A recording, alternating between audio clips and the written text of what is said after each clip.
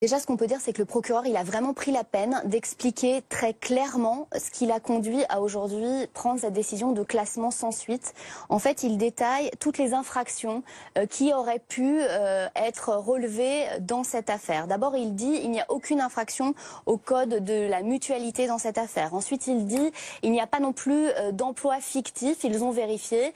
Vous le savez, Sandrine Doucet, à un moment, on lui a reproché, puisqu'elle était l'avocate des Mutuelles de Bretagne, d'avoir occupé un emploi fictif. C'est ce qui était sous-entendu dans certains articles de presse, puisqu'elle était embauchée et elle était aussi la compagne du directeur général. Néanmoins, aujourd'hui, la justice dit on a vérifié, c'était bien l'avocate, elle a bien travaillé pour eux. On s'arrête là sur cet aspect-là des choses. Ensuite, pour ce qui est de l'acquisition des locaux commerciaux, qui est au cœur de cette affaire, le procureur, à l'issue de l'enquête, conclut que l'offre, elle correspondait au prix du marché, que effectivement, c'était les locaux les plus intéressants à ce moment-là pour être loués par les mutuelles de Bretagne et que donc il n'y a pas à leur sens de problème juridique à ce niveau-là. Et puis enfin, il conclut, le procureur de Brest, en disant la question peut-être la plus compliquée dans cette affaire, c'était est-ce qu'il y avait une prise illégale d'intérêt. Pour qu'il y ait une prise illégale d'intérêt, il faut qu'on parle d'une entreprise de service public. La question des mutuelles de Bretagne, elle est compliquée parce que on est sur des mutuelles, donc certes il y a